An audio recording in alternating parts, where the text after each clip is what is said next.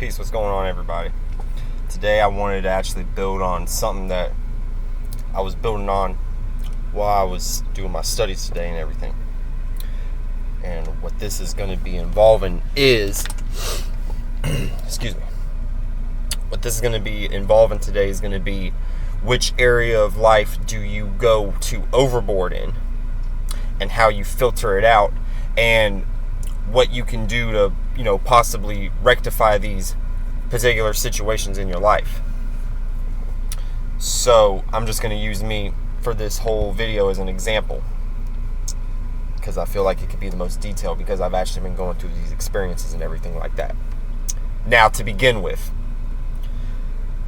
my first house is Pisces. Okay, so with the first house being Pisces, when we understand the archetype of Pisces, we know that Venus is exalted in Pisces. So with that being said, this is, when we think about exaltations, yes, this can be an energy where you could gain a lot of abundance in this area, but at the same time, this is the area of, this is where you could do too much to the point to where you're so tired from doing this energy that you end up going into the fallen state of that archetype and everything like that. So, when you really think about it, how it can play out in your areas of life, you have to understand where this exalted planet is. So when we talk about first house, Pisces, I got to figure out where my Venus is at, which in this case, it's in the 10th house.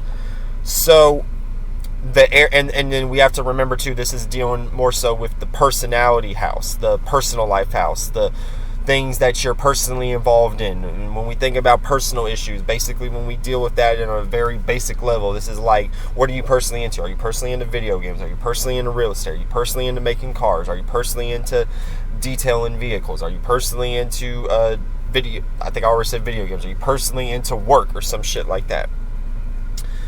That a lot of times is what you're personally into, and this plays out into what your ascendant is. In this case, for me, it's Pisces, so I'm personally into a lot of imagination and creativity, which is why you see me making music, clothes, and doing astrology and shit like that.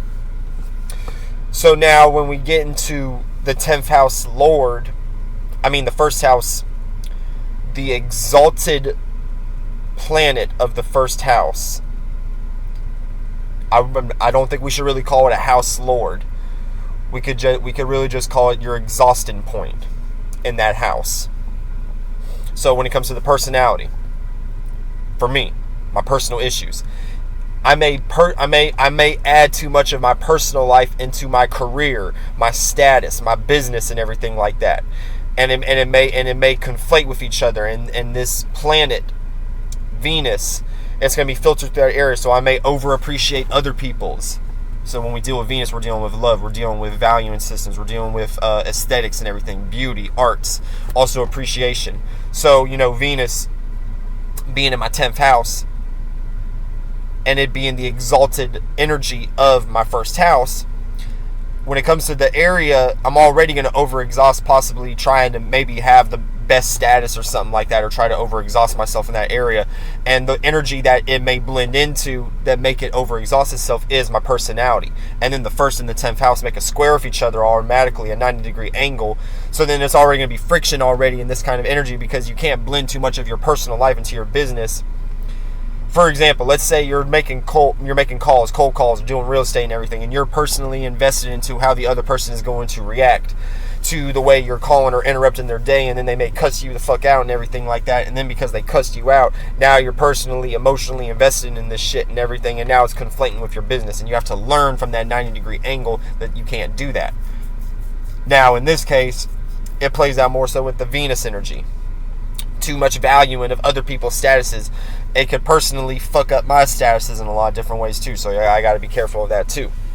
So now when we go further onto the astrological clock, I have Aries in the 2nd house. So the sun is exalted in Aries. So that archetype, when it comes to my 2nd house, the 2nd house is your self-esteem. The 2nd house is where you may gain your money at, where you plant seeds at and everything like that. You can kind of think of the allegory of a garden and planting seeds in a garden and everything and seeing these things grow. They may take time and everything like that, and it takes time for these things to grow. And this is the house of patience, aka the Taurus archetype is birthed from the second house, and the Taurus archetype deals with patience, so the second house has that energy involved with it too. So but anyway, with the sun being exalted in Aries and Aries being in my second house, I have to look at where the sun is and think about which area or how it would play out, how I would overexhaust my self-esteem, my value system, where I plant seeds at. And my sun is in the 12th house. So I may plant too many seeds, or I may have too much self-esteem when it comes into my creativity, my delusional energy. And then this is good. This is probably something I need to pay attention to too, because Neptune is retrograde in the sign of Pisces, and Neptune is the co-ruler of Pisces, so it has that natural at-home energy.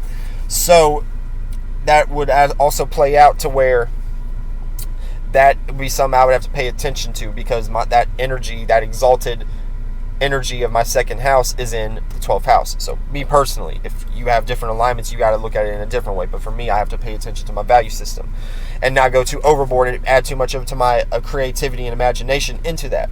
Yes, you should believe and you should have belief in your own self-esteem, but then you have to figure out the planet that's playing out. In this case, it's the sun. That's the exalted energy that this will play out.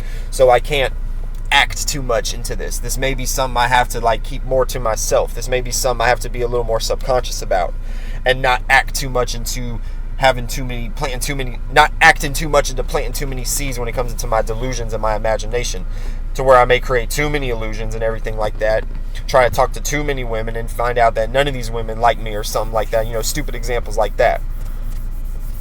You can play it out into many different archetypes and everything. So then when we go a little further down to the astrological wheel, Taurus is my third house. So the exalted energy that's in my third house is the moon. So I may overreact in my surroundings and everything like that. I may overreact. And I may be emotionally too involved. Like, let's say we're in a roasting competition with my friends and everything like that, and then they do a big roast at me and it made me feel some kind of way. I may overreact or some shit like that. You know what I'm saying? I mean, and then it may depend on if I have moon in Cancer, so I may be able to control it a little bit and be able to just roast them back.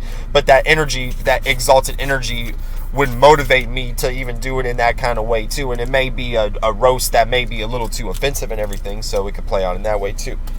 And I can remember even from my past even doing shit like that. But then you got to figure out where the moon is at, and then your chart and everything. In this case, it's the 5th house and everything.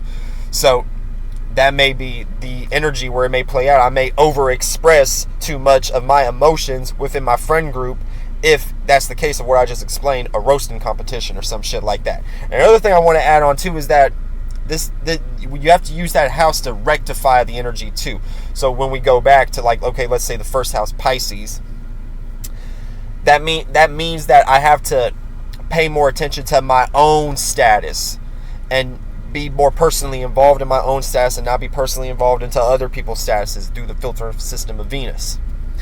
When it comes to my second house, I have to make sure I'm, like I said, more subconscious, and I'm not just expressing too much delusions of my self-esteem, because my Aries second house, aka self-esteem, and the sun is exalted in Aries, and the sun is in my 12th house, aka the subconscious house. So that would be the case with the third house too. I have to express, but maybe not over-express myself in an emotional way. I may have to express myself in a more logical, masculine way and shit like that, not in a in your feelings, feminine, bitchy way or some shit like that. So that's how that would play out.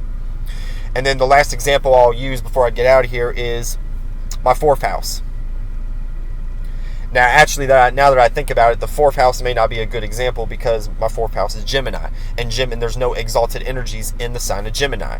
So with that energy, I would just look to where Mercury is at and everything. It's in my 12th house. So I just have to be more subconscious and then communicate more of what I'm subconsciously into. Not so much act onto it, but just communicate it. Maybe have more personal conversations with a close friend or a female or something that I'm bonding with or something like that.